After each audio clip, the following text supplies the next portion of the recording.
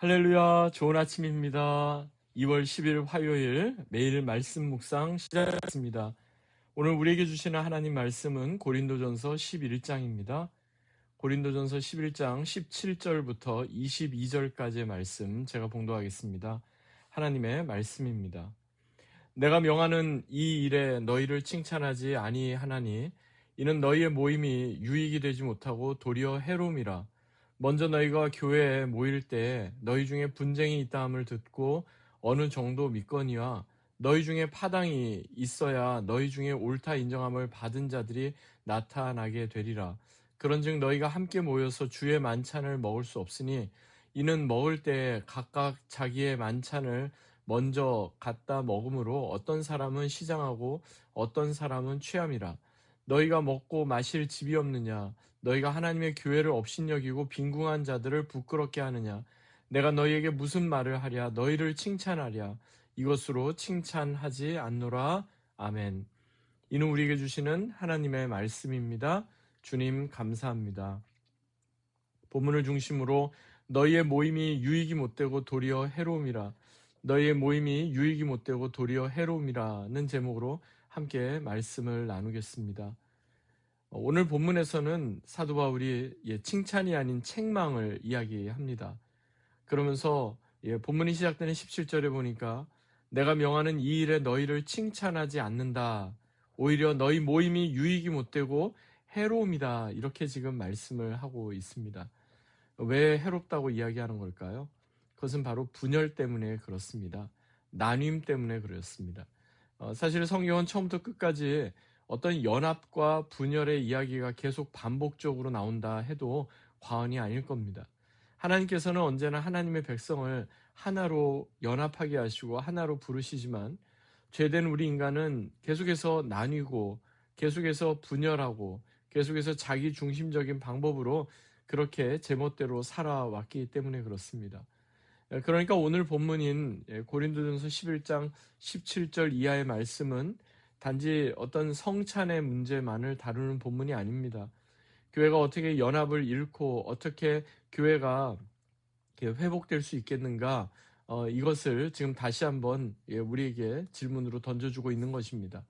성경에 나오는 몇 가지 연합과 분열의 그런 이야기들을 한번 좀 살펴보면요.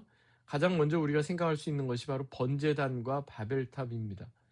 번제단은 하나님 앞에 제사를 드리는 거고요. 바벨탑은 하나님을 거역해서 오히려 나뉘게 됐던 분열의 상징, 우리가 그렇게 생각할 수 있습니다. 언제부터 번제단을 쌓고 하나님 앞에 제사를 드리게 되었는가? 노아 시대에 홍수를 경험한 이후에 노아가 방주에서 나와서 그의 가족들과 함께 가장 먼저 했던 것은 바로 여호와 하나님을 위하여 단을 쌓고 예배를 드리는 것이었습니다.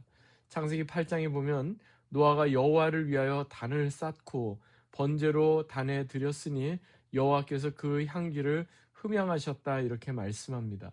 번제단은 한마디로 하나님 중심으로 함께 모이는 어떤 연합의 상징이었던 겁니다.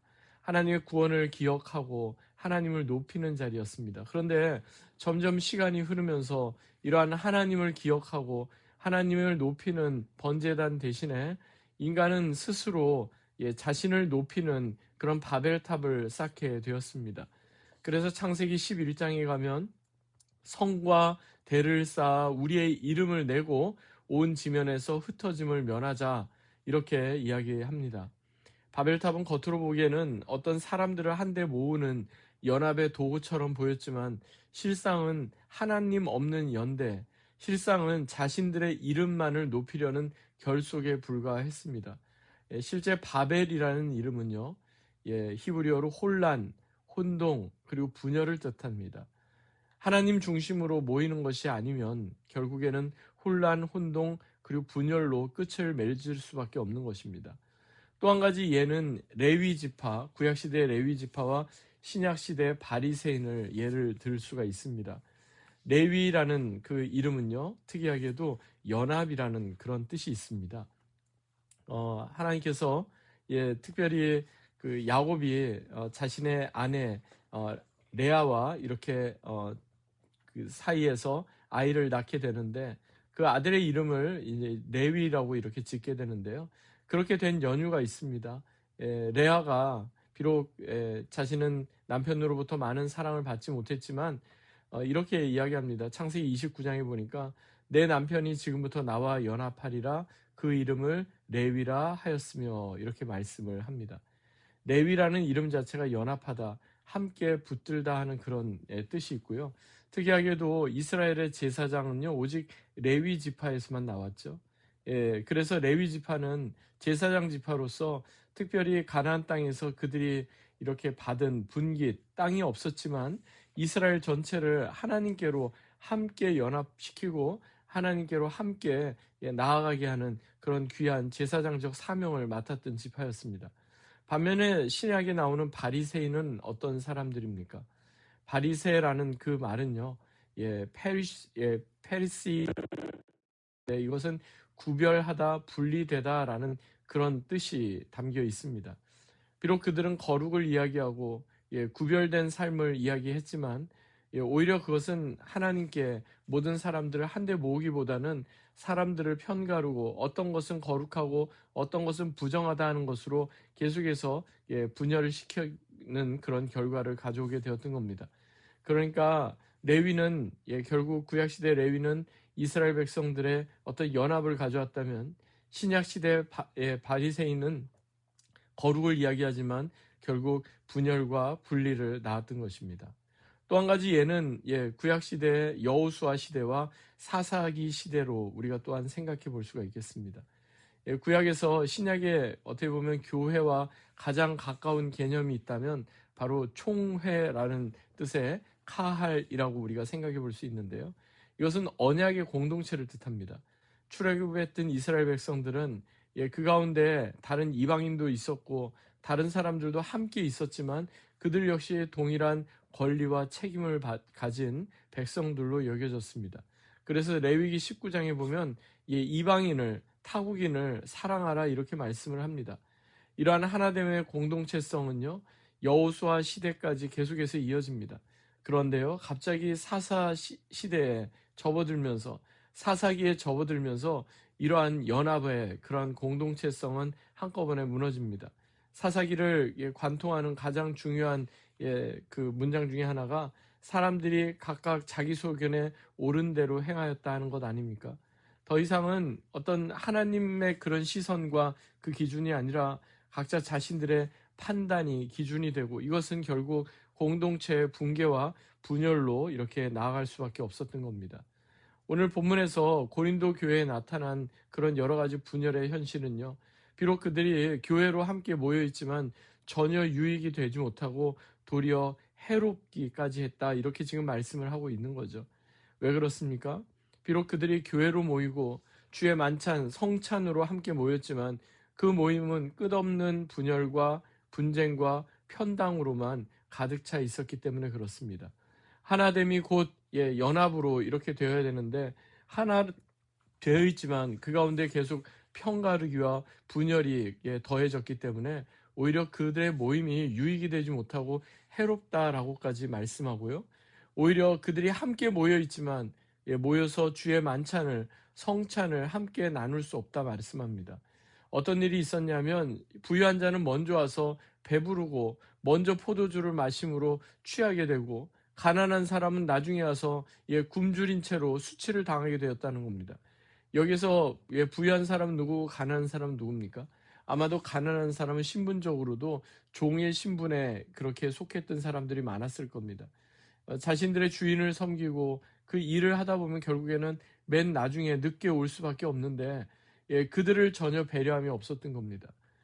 주의 만찬, 커뮤니언, 성찬의 가장 중요한 핵심은 그리스도의 구속의 은혜 가운데 우리가 공동체로 함께 연합한다는 것이 되어야 되는데 주의 만찬을 나누는 그 자리에서조차도 차별과 무절제와 조급함과 그리고 분열이 난무하게 되었던 겁니다.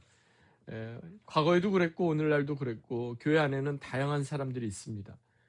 오히려 먼저 신앙생활을 시작했던 우리가 이제 갓 신앙생활을 시작하는 새 가족들을 배려하고 연약한 자, 병든 자, 고난 가운데 있는 사람들을 먼저 배려하는 것이 맞습니다.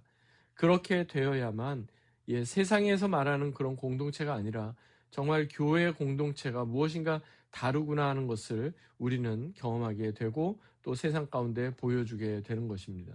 사랑하는 여러분, 오늘 이 말씀을 다시 한번 우리의 마음에 되새기십시다. 우리의 모임 가운데, 우리의 예배 가운데 진정 하나님께서 주시는 하나됨이 있는가, 하나님께서 주시는 회복이 있는가, 우리가 그것을 늘 기억해 보십시다. 성령이 하나 되게 하신 것을 힘써 지키라, 에베소서 4장에서 말씀한 것처럼 진정 우리가 하나님께서 주님의 몸된 교회로 불러주셨음을 기억하며 우리가 하나됨을 힘써 지키고 분열이 아니라 하나됨으로 세상에서 정말 더 이상 소망 없는 그러한 어려움 가운데 있는 사람도 교회 공동체를 통해서 다시 한번 그리스도 안에서 참된 소망을 경험하는 그러한 교회, 그러한 공동체가 되면 좋겠습니다. 우리의 교회는 스스로를 높이기 위해서 바벨 탑을 쌓는 공동체가 아니라 진정 하나님을 높여드리기 위해서 번제단 앞에서 함께 모이는 그러한 예배의 공동체이며 연합하는 공동체이며 그리스도를 드러내는 공동체임을 늘 기억하며 사십시다. 오늘도 이 말씀 붙잡고 믿음으로 승리하는 귀하고 복된 하루 되시기 바랍니다. 하나님 아버지 감사합니다. 이 말씀 다시 한번 우리의 마음에 되새깁니다. 우리 믿음의 공동체가 하나님을 영화롭게 하며 하나님께서 기뻐하시는 그런 공동체로 세워지게 하여 주시옵소서. 세상이 주지 못하는 참된 기쁨과 세상이 주지 못하는 참된 위로를 경험하는 공동체가 되게 하여 주시옵소서. 그래서 세상은 어떤 모임이든지 분열하고 나뉘지만 우리는 예수 그리스도로 인하여 함께 연합되고 서로를 세워주고 격려하는 귀한 믿음의 공동체로 그렇게 우리가 살게 하여 주시옵소서. 감사드리며 존귀하신 주 예수 그리스도의 이름으로 간절히 기도하옵나이다. 아멘. 오늘도 이 말씀 기억하며 믿음으로 승리하는 귀하고 복된 하루 되시기 바랍니다. 주님의 이름으로 축복합니다.